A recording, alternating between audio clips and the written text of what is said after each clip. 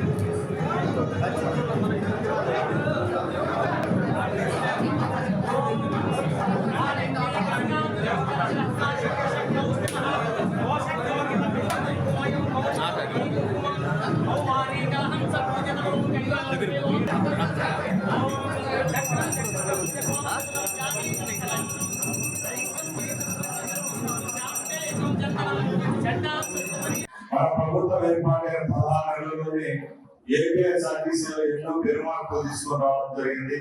దానిలో భాగంగానే 1450 కొత్త బస్సులు ఇచ్చిన ఘనత ప్రభుత్వానికి గౌరవంగా ఈ సభాముఖంగా తెలియజేసుకుంటున్నా. గత 5 సంవత్సరాల్లో ఒక కొత్త బస్సులు ఉన్న ప్రభుత్వానికి ఇప్పుడు 1450 బస్సులు ఉన్న ప్రభుత్వానికి ఎంత తేడా ఉందో మీరు గమనించాలా. ఇవన్నీ గౌరవ ముఖ్యమంత్రి చంద్రబాబు నాయుడు గారి ఆశీస్సుల వల్ల జరుగుతూ ఉన్నాయి. ముఖ్యంగా ఈ రోజు ఈ కార్యక్రమం ఏర్పాటు చేసుకోవడం కూడా ముఖ్యంగా ఏపీఎస్ఆర్టీసీ మన రాష్ట్రంలో అన్ని సంస్థల కంటే పెద్ద సంస్థ. ఎందులో వేలాది లక్షలాది మంది ప్రయాణికులు సేవలు అందిస్తున్న సంస్థలో పనిచేస్తున్న కార్మిక సోదరులు ఈ రోజు జాబ్ చేస్తున్న వాళ్ళు రిటైర్డ్ వాళ్ళ కోసం డిస్పెన్సరీలు ఏర్పాటు చేసుకునే కార్యక్రమం ఇది. దానిలో భాగంగానే తిరుపతిలో ఈ రోజు 3,90 లక్షల రూపాయలతో డిస్పెన్సరీ అలాగే ఏపీఎస్ఆర్టీసీ గెస్ట్ హౌస్ ప్రారంభించారు. ఇప్పుడు ఇక్కడ 54 లక్షల రూపాయలతో ఏపీఎస్ఆర్టీసీ బస్ స్టాండ్ కాంపౌండ్ లోనే ఏ విధమైన సమస్యలు కూడా ఇక్కడే ఎవరైతే ఇక్కడ ట్రీట్మెంట్ తీసుకోవాలో వాళ్ళ కోసం ఈ హాస్పిటల్ కూడా ఏర్పాటు చేసుకుంటున్నాం.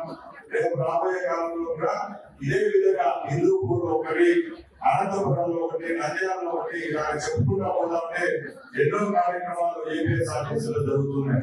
ఎలా జరుగుతున్నాయంటే ఒక మహోన్నతమైన వ్యక్తిని ముఖ్యమంత్రిగా చేస్తున్నాం కాబట్టి జరుగుతూ ఉన్నాయి. గత 5 సంవత్సరాల్లో ఏపీఎస్ఆర్టీసీ ఎక్కడ ఉద్ధరించిన పాపాన్ని పోలేదు. ఒక కొత్త బస్సు కొనలేదు. ఎక్కడ ఏ విధంగా అభివృద్ధి చూడలేదు. మన ప్రభుత్వం ఏర్పాటైన